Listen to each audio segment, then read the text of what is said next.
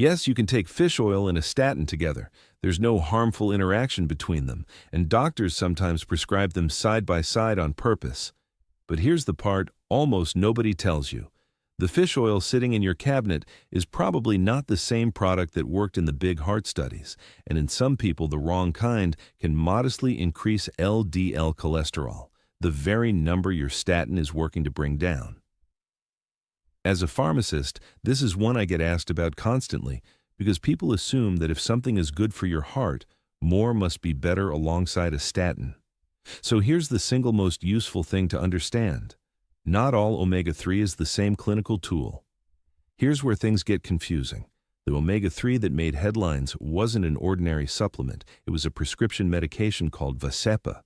It's purified EPA only, and that's the product that reduced cardiovascular events in high-risk statin patients with elevated triglycerides.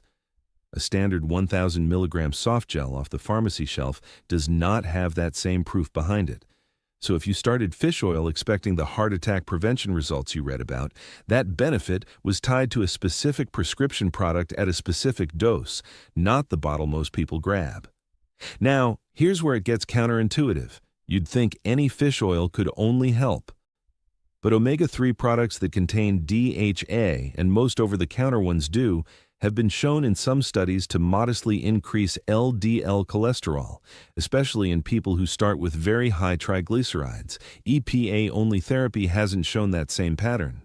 So if you're on a statin specifically to bring LDL down, it's worth knowing the supplement could partly work against that goal, depending on the product and your numbers. That's simply another reason to recheck your lipid panel after starting it. And remember, LDL and triglycerides aren't the same thing. Fish oil is mainly used to lower triglycerides, not LDL, which is why the right product depends on which cholesterol number you're trying to improve. The second thing people worry about is bleeding. Fish oil has a mild blood-thinning effect. For most people at typical supplement doses, a recent review found no overall increase in bleeding risk. But if you're also taking a blood thinner or aspirin, drugs like warfarin, Eliquis, or Plavix, fish oil may add slightly to the overall bleeding risk, so it's worth a conversation with your pharmacist and a reason to watch for unusual bruising.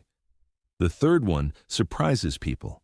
The high-dose prescription omega-3 products carry a warning about atrial fibrillation and irregular heartbeat, mainly at 4 grams a day. That's a prescription dose issue, not a casual softgel.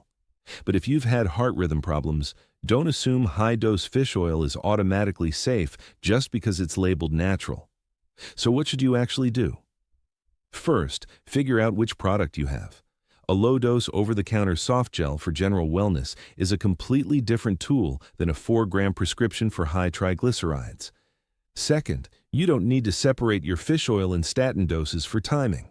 Take the statin when you normally do, and take fish oil with food to avoid that fishy reflux. Third, if you're taking it for triglycerides or cholesterol, get your lipid panel rechecked a few months in to confirm it's doing what you want and to catch any LDL bump early. And if you have a fish allergy, algae-based omega-3 gives you EPA and DHA without the fish. The bottom line: fish oil and statins are safe together, but the product you choose matters more than most people realize. I put together the full breakdown, including how to tell whether a fish oil is mostly EPA or mostly DHA, the quality markers I look for on a label, and when prescription omega-3 actually makes sense, over on LiveHealthyRX.com. The link is right below this video, and if this helped, consider subscribing. I break down a different supplement and medication question like this one every week,